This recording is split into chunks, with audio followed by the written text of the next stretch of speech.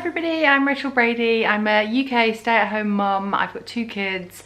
I live in the Peak District where we're renovating a farmhouse, and yeah, I vlog about food, family and just anything that interests me. So today's video is about the fact that last year I actually quit drinking. I don't like saying I gave up drinking because that kind of implies that there was something to give up. Something good to give up, and I feel like the way I feel about it is that I've been liberated from kind of my previous lifestyle, and it wasn't that difficult to do. And I've had a few comments and questions on social media from people who are really curious, and by the sounds of it, I don't think these people who've asked me, I might be wrong, have problems. I think probably like me, they just felt like alcohol was no longer serving them.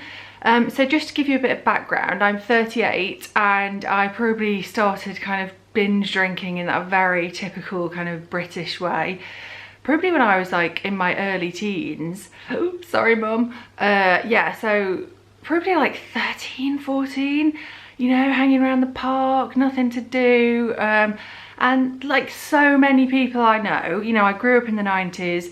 I just never questioned it. It's just what I did. I went to uni. I mean, by the time I got to uni, I'd like calmed down. I was like a mature kind of person. Well, I wasn't, but yeah, so I was just a party girl, a ladette, you know, like that was the climate, that was the mood in the 90s. Everyone was doing it.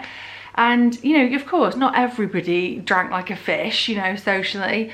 But a lot of people do. A lot of people I know do, and I don't judge them at all. Hey, if you're enjoying it and it's not bringing you down and causing you problems, blooming go on, keep doing it. Absolutely fine. I'm not sat here being pious and judging you. Honestly, it's not an issue for me. So why did I quit? So basically, I started to get really bad hangovers. You know, way back in my 20s before I had kids, I would go out several times a week and just like bounce back. I mean, we've all had those terrible hangovers, even in our 20s, and yes, I used to get those, but generally I would just bounce back. So there was no issue to speak of, although I would say I was a heavy social drinker. You know, I could keep up with the boys, that type of person. Yeah, and then kids came along. I did obviously moderate my behaviour, had to, but I still maintained kind of this kind of boozy identity. And yeah, the older I got, the worse the hangovers got, and also it was affecting other parts of my life, so it would affect my sleep. I struggled with insomnia quite bad for a few years. That was directly linked to the alcohol, because alcohol, as you come off alcohol after a big night, you know, it gives you anxiety and depression. It's a depressant. And I really started to question what I was doing, and I'd get very kind of teary and upset and think, why do I keep doing this to myself when it makes me feel so bad? And then I'd speak to people. I was very, very open about it with my friends and family. You know, I don't think I'm a very good drinker. It's not very good. And I'd typically, you know, have a social kind of drinking session, and I'd wake up with bruises. And I was starting to worry about what would happen to me if I carried on like this.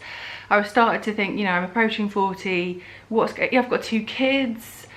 I wanted to turn a corner, but I felt really trapped, and I just thought there is no way I can stop this, and it felt really maddening.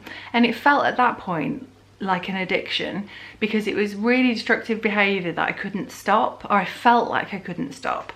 So anyway, to cut a long story short, I just thought I'd give you a bit of background before I actually tell you how I actually quit drinking. I saw an article written by a fellow blogger, and she'd done this. I think she was pretty similar to me, probably even less like me, probably like she was just like a social drinker. In fact, she was very kind of, she enjoyed her drinking, I think. But for whatever reason, she decided to quit, or try, I think she wanted to try a period of abstinence. And so there's this group she talks about called 1 Year No Beer. I'll link to them below. I've mentioned them quite a few times. And I read with interest about this group where there was no stigma. It wasn't AA. It was just like people who just felt alcohol wasn't serving them anymore, and just thought, I could be better without alcohol, but I need that kind of community environment where we can kind of go, oh, this is hard, or oh, what's happening, and that kind of support network of like-minded people. There's a big emphasis on fitness as well. Yeah, so I looked it up, and last summer I signed up with them to do a 28-day challenge. It's really inexpensive, and it means you can access their videos and they send you emails and stuff. But the most helpful thing is the Facebook page by a mile. And yeah, so I joined them, and I had a few attempts at doing this, and I didn't crack it first time, because I think, like smoking, which I've also quit because I only ever smoked when I was drinking. I think you know, people think, oh yeah, giving up booze, have you? Well, you're drinking now. Well, actually, like most things, if it takes a few attempts to do it, you're retraining to, in my case, like almost 25 years of conditioning of like, feel nervous, have a drink, feel hooray, celebrating, have a drink, feel a bit sad, oh, a glass of wine will perk me up. You know, you're retraining your brain, and living raw without any of those things takes a lot of getting used to. Eventually you realise it's absolutely amazing, but it takes a while. Yeah, so I joined 1 Year No Beer, and eventually finally got it, finally cracked it, and yeah, and now I no longer drink. I think that for this period, it began in early November, so I'm probably like late 70s, early 80s now in terms of my days. I don't actually look, I've got an app, I barely look at it anymore, because someone in the group the other day described it as being in a kind of cruise control setting, and that's kind of where I feel I'm at really. I'm completely used to not drinking. I mean, what's happened is, as a result, is I'm just entirely focused on my family, whereas I used to be, of course I was focused on my family, apart from being hungover once or twice a week, where I just wasn't up to par for anything. But like, I just feel like now, like, I mean, nights out were less and less, they are less and less part of your life, aren't they, as you get older? And I haven't had a massive night out and had to kind of test that yet. But it just doesn't bother me. Like, I actually, as well, I feel like I've got to know my authentic self more. Like, do I enjoy nights out? Don't think so. If you take alcohol out of the equation, do you still want to do that thing? No, usually. Like, do you still want to go to a lovely cosy pub for Sunday lunch with your family? Yeah, I did that yesterday. Everyone was drinking. Oh, actually Adam didn't drink, because as a consequence, he hasn't actually quit alcohol, but he hasn't had a drink since, I think, Boxing Day. So as a consequence, and he was very much like me, like a kind of party, social kind of binger, he's like almost quit drinking. I mean, he's not quit, he will socialise and drink and so on, that's what he said he's going to do, but he's just like not interested, because I think we did it as a couple. That's what we kind of did, that was like the language we spoke to each other, and it's been so much better for our relationship. I'm just like, I mean, I might do another video about what happens when you stop drinking, because this video I wanted to focus on how to quit drinking. So yeah, let's focus on that. So yeah, the number one thing I did was join a support group, and that for me was 1 Year No Beer. So look them up, they've got a free Facebook page if you can't afford to join them and pay. However, I would say that if you can afford it, and it's not much, paying for it really motivates you a bit more. It brings that accountability, and also you get membership of the paid Facebook group, which for me is a more committed community, if that makes sense. But you can still access some of their materials if you don't pay, the free group. Yeah, so I joined a community. For you, and other communities that I can think of, Soberistas, which is fabulous. They're actually, the person who set that up is actually based near me in Sheffield. I had looked at their material before over the years when I've been like, sick of this, need to address this. Yeah, so they're really good. I read a book which was a game changer for me. I read Annie Grace, oh, what's it called? This Naked Mind. I'll link to that below. So what that book did for me was completely uncondition years of conditioning that you're missing out on something. You're not missing out on anything. You were born at this incredible body and brain. You don't need anything else to kind of make you interesting. You're not interesting when you're drunk, you're really quite boring. To make you socially confident. It doesn't make you socially confident, it strips away your inhibitions, and they're there for a reason. Yeah, it just basically, it really unconditioned all of the things you think, you think about alcohol. Oh, I really enjoy it. It questions it. Do you enjoy the alcohol, the drink, or are you enjoying the numbing effects? Because what happens when you stop drinking is the life in the raw thing. Sometimes other things come to the fore and you have to deal with them, and that's quite tricky in the initial period, but then you're kind of over that and you're just free. Yeah, so read a really good book. I'll link a few below that other people have told me about, but the one, over the years as well, I've also read the Jason Vale one, which is really good in a similar vein. I've read the Alan Carr one. For me, I think it might have been having a female author. The Annie Grace one really rang true. And what I really liked about it as well is she's like this mega successful woman. It kind of smashes this myth of like people with a drinking problem being like kind of in a doorway with a, you know, drinking whiskey out of a bottle in a paper bag. You know, problems with alcohol, they are just completely classless. It's not about, you shouldn't be ashamed. It's an addictive drug, and if you find it quite hard to give up, then you're not alone, and having these things in place is going to help you do it. Yeah, so we've got the group, we've got the book.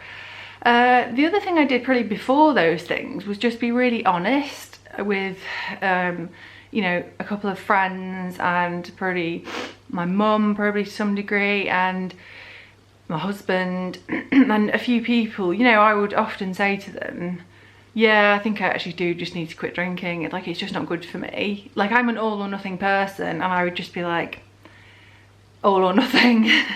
And I think by getting it out of your mouth and speaking to somebody, that really helps, because it just breaks the taboo, and you're just like, it's not festering in your head anymore. So talking to people is a really good way, and I think replacing it with something else as well. So replacing it with, you know, getting even more into the work that you do, or maybe replacing it with like a running habit. There's a big fitness emphasis in 1 Year No Beer. And the other things I did was just being really open about it. So I think for the first initial period, it's quite hard to be open about it, because people are like, yeah, you'll be drinking next week. But then as the months pass by and the weeks pass by, people are like, she's serious, she's actually doing this, you know.